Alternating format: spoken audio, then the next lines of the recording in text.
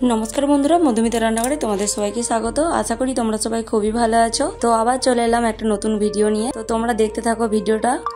আর এটা কি মাছ বলো তো? এটা হচ্ছে আর মাছ, আমাদের নদী থেকে ধরে নিয়ে এসেছে। তো আর মাছটা দেখেছো কতটা বড়, পুরো 2 কিলো সাইজের। এই আর মাছটাকে আমরা কেটে নেব। তো মা এখানে আর মাছটা কেটে দিচ্ছে। দেখে তো মনে হচ্ছে মাছটা কাটতে দেরি হবে, কিন্তু না, দেখো মাছটার গায়ে কিন্তু কোনো আঁশ নেই। মাছটা কাটতে কিন্তু দেরি লাগবে না, খুব তাড়াতাড়ি কাটা হয়ে যাবে। আর যতটুকু জানি যে মাছটার কিন্তু বেশি কাঁটা নেই, অল্প কাঁটা। মাকেই বললাম তো মাছটা কেটে দিতে। তো মা এখানে মাছটা কাটছে, দেখো।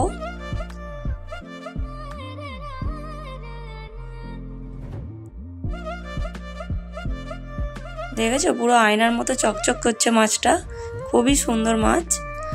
আর খুব সহজেই কিন্তু কাটা হয়ে যাবে। দেখো মাছটা পুরো চর্বি হয়ে গেছে। আমাদের এখানে নদীর মাছ, তো আজকেই ধরে নিয়ে এসেছে। মা মাছটা কেটে কেটে থালার মধ্যে সাজিয়ে রাখছে।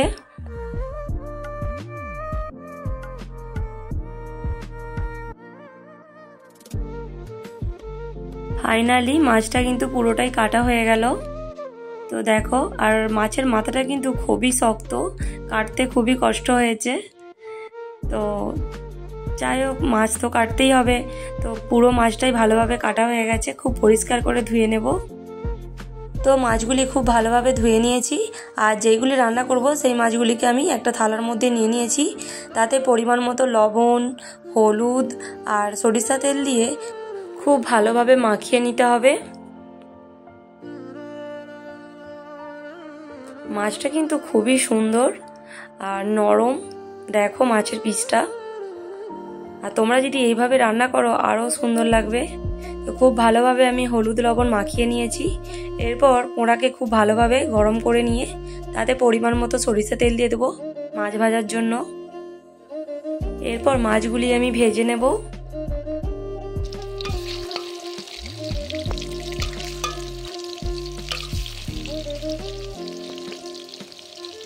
আর এই মাছগুলিকে যদি তোমরা এইভাবে রান্না করো তো দুর্দান্ত খেতে লাগবে, একদম আঙুল চেটে খাবে আর খুবই সুন্দর হবে। তোমরা বাড়িতে অবশ্যই এইভাবে বানাবে। মাছগুলিকে উল্টে পাল্টে খুব ভালোভাবে ভেজে নিয়েছি, দেখো। এরপর তুলে নেব।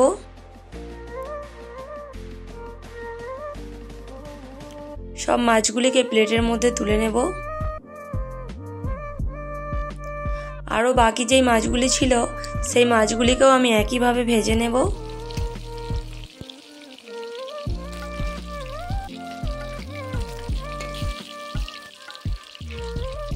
তো এই মাছগুলিকেও খুব ভালোভাবে ভেজে নিয়েছি, তুলে নেব। সব মাছগুলি খুব ভালোভাবে ভাজা হয়ে গেছে, তো আমি ভেজে তুলে নিয়েছি। তো আজকে আমি মাছটা আলু দিয়ে রান্না করব। তো আলু দেখো আমি এইভাবে লম্বা লম্বা করে কেটে নিয়েছি। এরপর ওই তেলের মধ্যেই আলুগুলিকে খুব ভালোভাবে ভেজে নেব। 80% মতো করে ভেজে নেব, মানে সেদ্ধ হয়েই যাবে প্রায়। তো লবণ দিয়ে দেব। আর আমি এখানে কোনো রকম হলুদ ইউজ করব না, ঢাকা দিয়ে আলুগুলিকে খুব ভালোভাবে ভেজে নেব। তাতে আলুগুলি খুব ভালোভাবে কিন্তু সেদ্ধও হয়ে যাবে। আর মাছের তরকারিটাতে খুব বেশিক্ষণ সেদ্ধ করতে লাগবে না। দেখো আলুগুলি কিন্তু আমি ভেজে নিয়েছি, দেখো কতটা সুন্দর করে ভেজেছি, পুরো লাল লাল হয়ে গেছে। তো এরপর আমি প্লেটের মধ্যে তুলে নেব।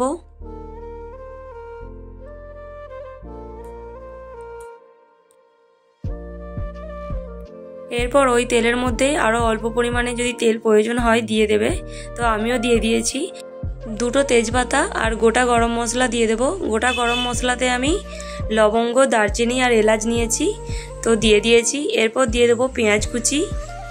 পেঁয়াজকে কিন্তু খুব বেশি ভাজবো না, হালকা করে ভেজে নেব। আর পেঁয়াজটা খুব তাড়াতাড়ি ভাজা হওয়ার জন্য দিয়ে দেবো পরিমাণ মতো লবণ। অবশ্যই মশলার পরিমাণে আমি লবণ দেব। তো লবণ দিয়ে আমি হালকা করে পেঁয়াজটাকে ভেজে নেব। দেখো হালকা করে কিন্তু পেঁয়াজ ভেজে নিয়েছি। এরপর দিয়ে দেবো রসুন বাটা। রসুনের কাঁচা গন্ধ যাওয়া পর্যন্ত কিন্তু ভালো করে ভেজে নিতে হবে।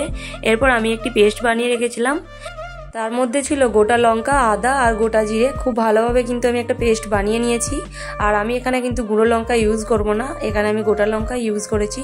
এরপর অল্প পরিমাণে হলুদ দিয়ে খুব ভালোভাবে মশলাটাকে কষিয়ে নেব। মশলাটা কষানো হয়ে গেলে এরপর দিয়ে দেবো টক দই। টক দই দিয়ে খুব ভালোভাবে কিন্তু আবারও কষিয়ে নিতে হবে। আর মশলাটা অবশ্যই কম আঁচে কষাতে হবে। যত ধীরে ধীরে সময় নিয়ে মশলা কষাবে ততটাই খেতে সুন্দর হবে তরকারিটা। তো এখানে আমার দেখো মশলা কিন্তু খুব ভালোভাবে কষিয়ে নিয়েছি। এরপর দিয়ে দিয়েছি কেটে রাখা টমেটো। টমেটোকে কিন্তু খুব ভালোভাবে সেদ্ধ করার দরকার নেই। এরপর দিয়ে দেবো আলু। ভেজে রাখা আলুটা দিয়ে আবারও খুব ভালোভাবে মশলার সাথে কষিয়ে নেব। মশলার সাথে আলুকে খুব ভালোভাবে কষিয়ে নিয়েছি। এরপর পরিমাণ মতো জল দিয়ে দেবো। অবশ্যই তোমরা তোমাদের পরিমাণ মতো জল দেবে। তো আমি এখানে বেশি ঝোল করব না, তার জন্য অল্প পরিমাণে জল দিলাম। আর আলু যেহেতু আগে থেকেই সেদ্ধ হয়ে আছে, খুব বেশি জলও লাগবে না। এখনই কালারটা কতটা সুন্দর এসেছে দেখো, আর রান্না করার পর তো আরও ভালো লাগবে। আর এরপর দিয়ে দেবো লবণ। অবশ্যই পরিমাণ মতো লবণ দেবে। ঢাকা দিয়ে খুব ভালোভাবে কিছুক্ষণ আলুটাকে সেদ্ধ করে নেব।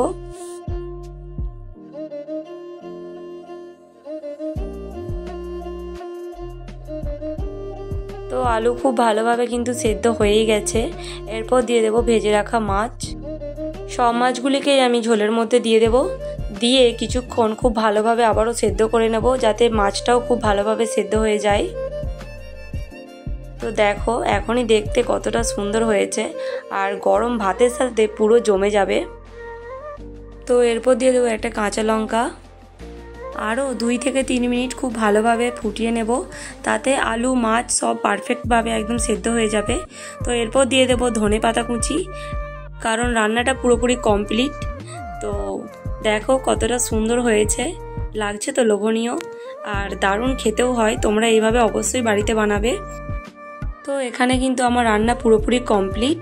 এরপর আমি একটি পাত্রে ঢেলে নেব। ওয়াও, জাস্ট অসাধারণ লাগছে, কোনো কথাই হবে না। কতটা সুন্দর বোঝানো যাবে না, না টেস্ট করলে। অবশ্যই তোমরা এইভাবে বাড়িতে বানাবে। আর ভিডিওটা এখানেই শেষ করছি। ভিডিওটা কেমন লাগলো অবশ্যই কমেন্টে জানাবে। ভিডিওটা ভালো লাগলে লাইক কমেন্ট শেয়ার করে দেবে, এবং চ্যানেলে যারা এখনও নতুন আছো অবশ্যই সাবস্ক্রাইব করে পাশে থাকবে আরও নতুন নতুন ভিডিও পাওয়ার জন্য। আবার দেখা হচ্ছে নতুন কোনো ভিডিও নিয়ে। ততক্ষণে ভালো থেকো, সুস্থ থেকো, টাটা।